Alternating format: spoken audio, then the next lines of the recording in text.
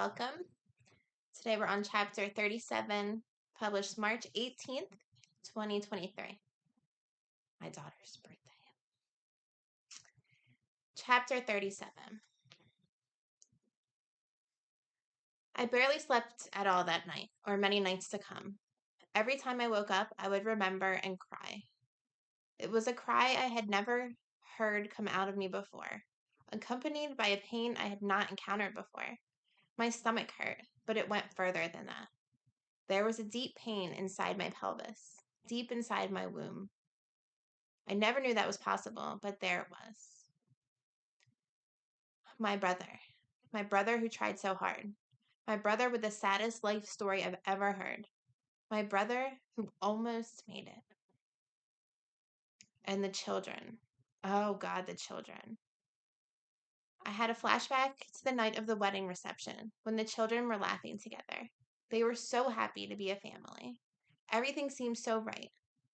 What could they be thinking? How would this affect their lives? God, please be with the children. And his wife, gone. I believe she tried so hard too and carried a sad life story herself. But she also carried great soft love in her. I saw it with my own eyes. What happened? How? The why I could deduce from everything leading up to that day. My love stayed on the phone with me for a long time that night. He let me cry and talk nonsense in his ear and cry again when it would hit me again. He came over the next morning and was just there with me that day. I was getting lots of text messages and phone calls from various people. My brother's friend, his ex-in-law, detectives. It was all over Facebook and articles were starting to come out. I remember sitting on the ground in my backyard, trying to address everything coming at me. I held my phone in one hand and I waved my other hand lightly over the tips of the grass, feeling the tickle on the palm of my hands. I would stop and focus on a single blade, feeling the texture between my fingers, yearning for that grounded sensation, I guess.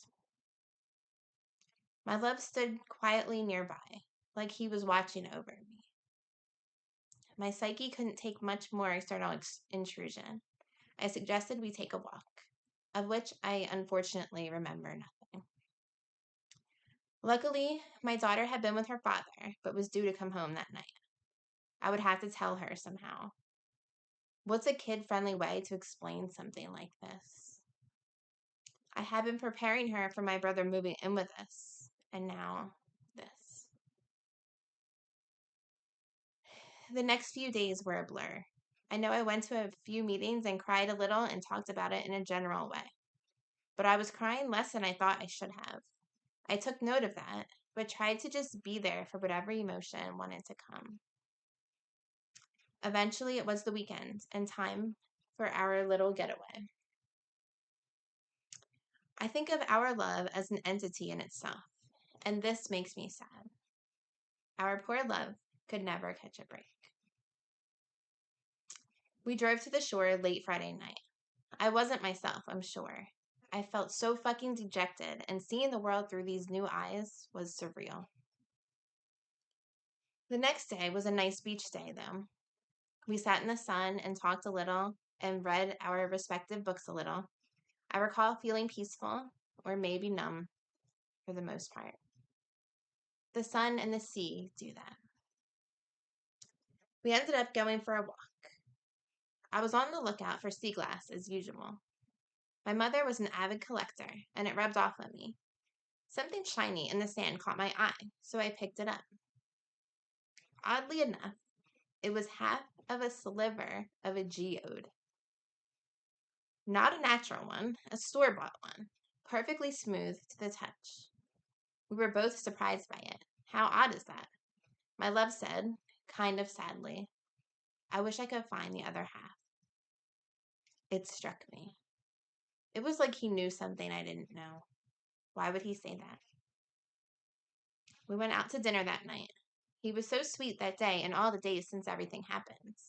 I remember sitting across from him at the restaurant, and though I was beyond exhaustion from all the days of chaos and confusion, months even from all our own issues preceding, I felt overflowing love for him. It was making me emotional, and I said, "We're so close, my dear. We've come so far." The way he looked at me was with love, and I think regret. There were things he wasn't saying. The next morning was my birthday.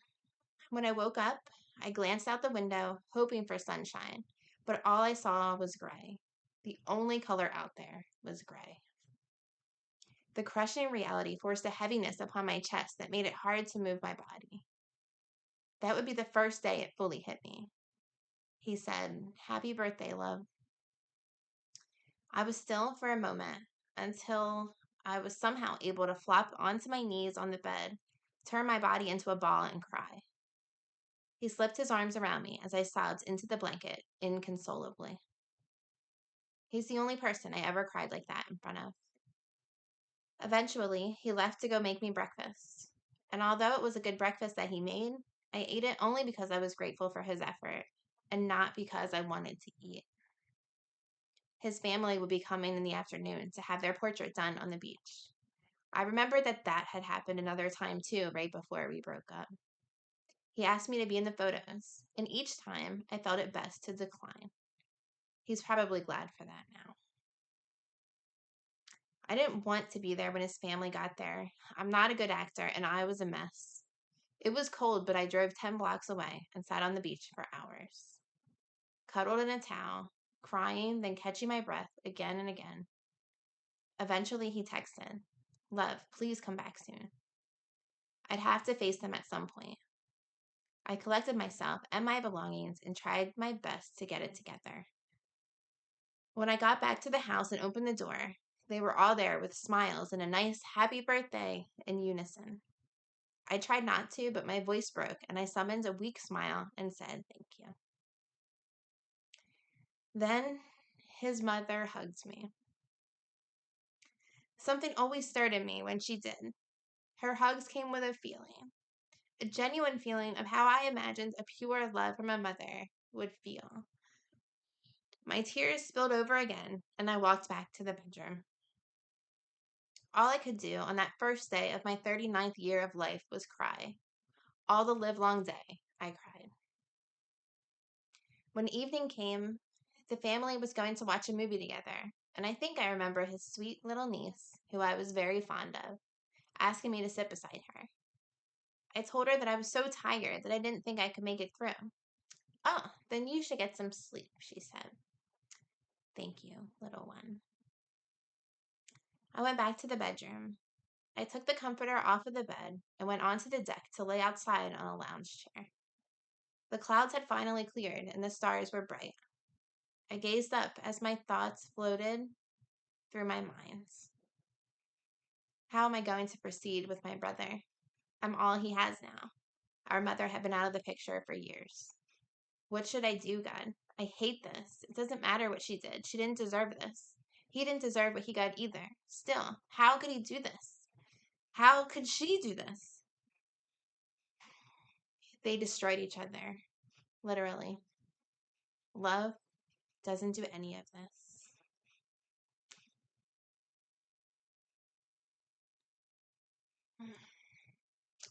Chapter 37.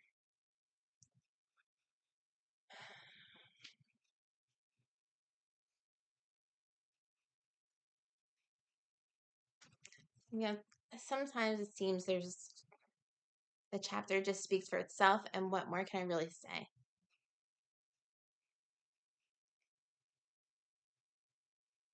It's such a brutal, powerless, unimaginable time for me, and I wasn't even the primary player, so I can't imagine how how it was for her family or their children and things like that. And and so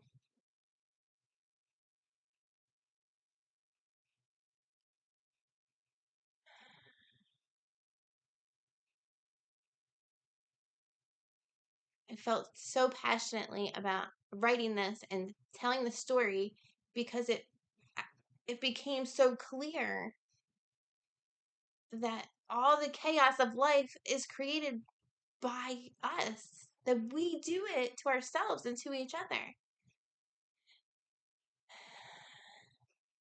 And so I will go into more of it.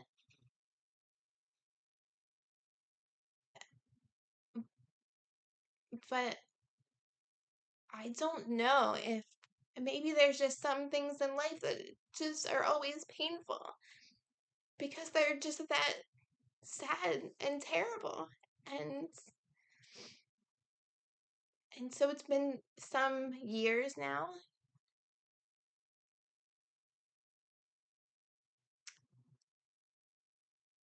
But it doesn't really feel less sad than it did then.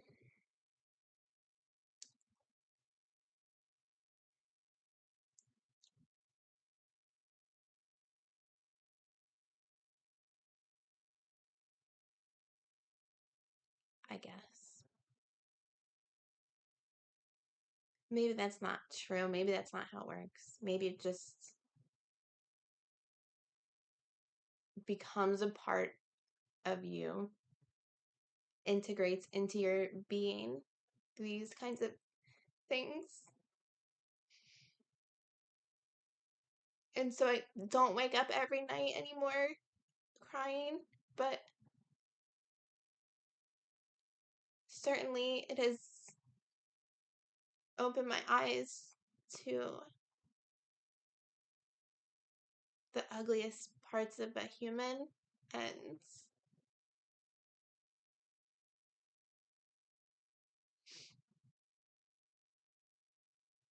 raises the question of our true worthiness of love. Because if you can love someone when you see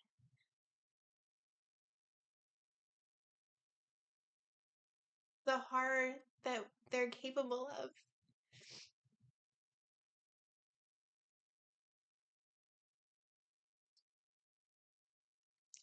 then I don't know. I don't know what that means. Um, I think it, I think it,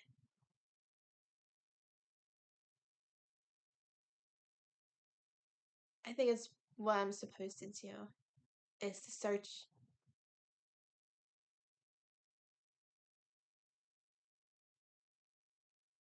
for for the love.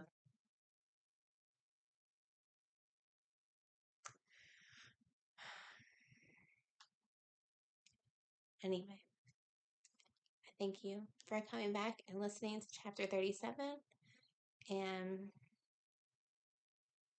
we'll see you again soon for chapter 38. Okay.